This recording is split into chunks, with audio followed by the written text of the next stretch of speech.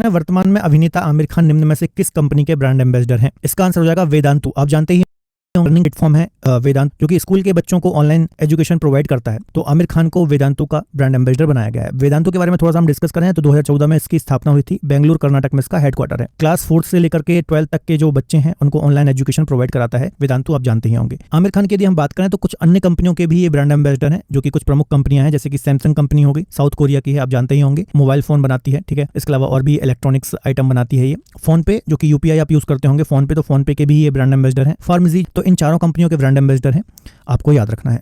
चलिए अगला question discuss कर लेते हैं। सड़क सुरक्षा जागरूकता अभियान के ब्रांड एम्बेसडर निम्न में से कौन है? तो इसका आंसर हो जाएगा अक्षय कुमार। देखिए, सड़क सुरक्षा जागरूकता अभियान बोल लीजिए, इसका मतलब क्या है कि जीवन को सुरक्षित रखने के लिए एक ये अभियान है, या फिर बोल लीजिए महाअभियान है। सड़क हादसों को कम करने तो वाहन चलाते समय जो नियम होता है उनका ये पालन करें, है ना, या फिर पालन करवाने के उद्देश्य से ये पूरा अभियान चलाया गया है, आपको याद रखना है। और इसके ब्रांड एम्बेसडर अक्षय कुमार है, ठीक है। तो याद रखना है, काफी महत्वपूर्ण क्वेश्चन है, यहाँ से एग्जाम में क्वेश्चन आ सकता है।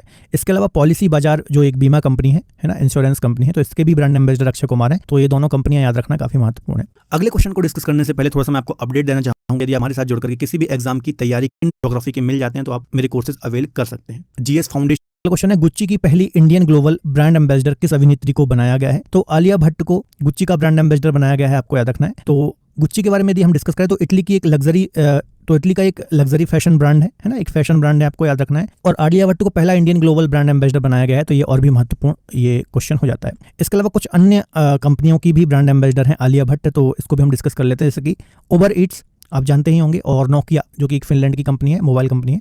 तो इन दोनों कंपनियों की भी ब्रांड एम्बेसडर आलिया भट्ट हैं, आपको याद रखना है। चलिए अगला क्वेश्चन है, हाल ही में स्टार स्पोर्ट्स ने किसे ब्रांड एम्बेसडर नियुक्त किया है? तो इसका आंसर हो जाएगा ऋषभ पंत। ऋषभ पंत को स्टार स्पोर्ट्स ने ब्रांड एम्बेसडर नियुक्त किया है। आप देखते होंगे क्रिकेट वगैरह या फिर जो अन्य स्पोर्ट्स होते हैं उसके लिए जाना जाता है चैनल, तो ऋषभ पंत को अपना ब्रांड एम्बेसडर नियुक्त किया है, आपको याद रखना है। देखिए, जो स्टार स्पोर्ट्स है, यह है डिज्नी स्टार के स्वामित्व वाली एक भारतीय टेलीविजन स्पोर्ट्स चैनल का एक समूह है, जिसका पूर्ण स्वामित्व the Walt Disney company India के पास है। और भारत में जो क्रिकेट वगैरह होते हैं इसके प्रसारण में एक महत्वपूर्ण भूमिका निभाता है जो ये स्टार ग्रुप है, आपको याद रखना है। चलिए अगला क्वेश्चन देख लेते हैं। क्रिकेटर स्मृति मंधाना निम्न में से किसकी ब्रांड एम्बेसडर बनी है? तो इसका आंसर हो जाएगा रेंगलर। ठीक है, तो रेंगलर एक ब्रांड है, आपको याद रखना है। Retail company as Turtle Omni Private Limited एक कंपनी है, उसका ही एक ब्रांड है रेंगलर ब्रांड। तो इसी ब्रांड की ब्रांड एम्बेसडर बनी है स्मृति मंधाना, आपको याद रखना है, ठीक है। चलिए अगला क्वेश्चन डिस्कस कर लेते हैं।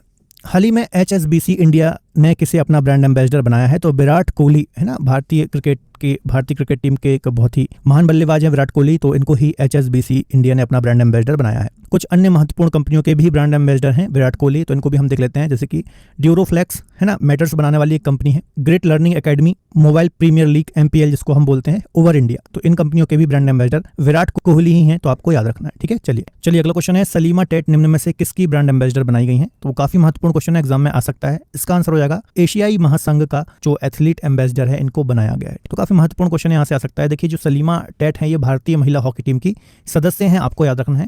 और एशियाई हॉकी महासंघ ने 25 मार्च 2023 से लेकर के 25 मार्च 2025 तक, मतलब लगभग 2 साल के लिए इनको एशिया महाद्वीप का एथलेटिक्स एम्बेसडर बनाया है। तो काफी महत्वपूर्ण बात है ये।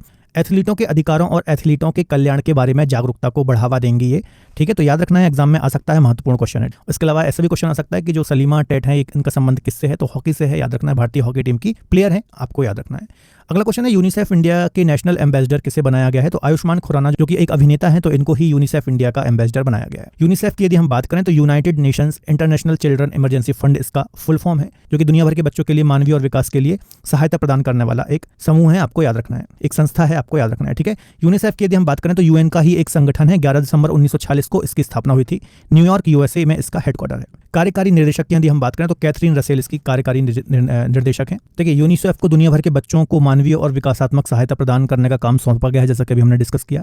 यूनिसेफ को अब औपचारिक रूप से संयुक्त राष्ट्र बाल कोष के रूप में जाना जाता है, तो ये बात भी आपको याद रखना है, काफी महत्वपूर्ण है, ठीक है। चलिए अगला क्वेश्चन देख लेते हैं। सी चेंजेस क्लाइमेट के लिए भारत का राजदूत किसे नियुक्त किया गया है? तो श्रेया घोड़ावत को सी चेंजेस क्लाइमेट के लिए भारत का राजदूत नियुक्त किया गया है।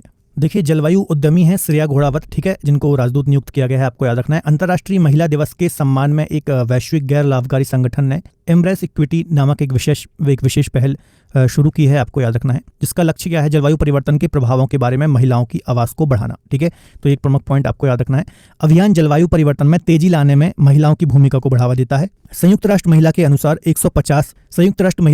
150 से अधिक देशों में ऐसे कानून हैं जो महिलाओं के खिलाफ भेदभाव करते हैं। ठीक है, तो ये कुछ डिटेल याद रखना है, महत्वपूर्ण है। चलिए अगला क्वेश्चन है, एरिक गारसेटी निम्न में से कहाँ के राजदूत नियुक्त किए गए हैं? तो भारत में संयुक्त राज्य अमेरिका के राजदूत के रूप में इनको नियुक्त किया गया है, आपको याद रखना है।